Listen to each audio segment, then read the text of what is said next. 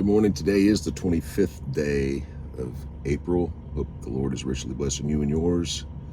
It's roughly 04:38.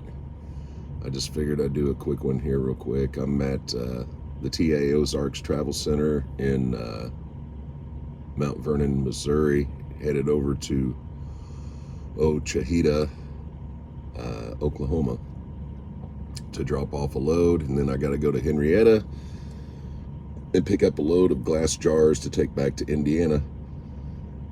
These fuel prices that are out here, do you guys think, just picking your brain, do you think the fuel costs are going to go down? Do you think that things are actually going to change, or do you think things just smoke and mirrors until 3.5 years from now, or less, 3 years from now, when we go right back through the meat grinder of election season and stuff again?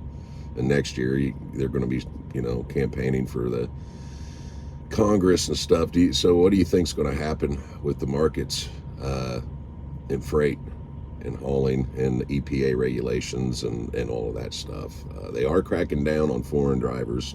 I've seen that, and rightfully so. There are a lot of guys that are out here driving illegal trucks. They're driving with no license. They're driving with the wrong license. They're driving with false documents, and they're getting away with it in a lot of places because certain government individuals from certain parties and stuff are turning a blind eye to it, and it's affecting all of us legal drivers that are out here. We're regulated so much, and you'd think that those guys would fall underneath that regulation umbrella. But do you think the markets are going to change for the better, or do you think, like Trump was saying, there's going to be some pain for a little bit, but things are going to get better? I try to be as optimistic as possible.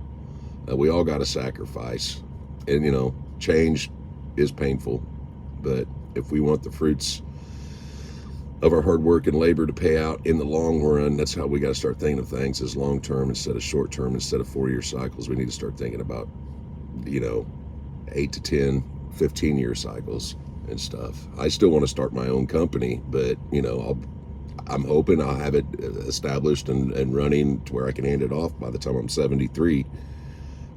And time is closing in quickly on a lot of that stuff. So I hope you guys are staying safe, and I hope everything's going good for you and yours. I hope the Lord is richly blessing you and yours, and you guys take care. I'll see you on the flip side.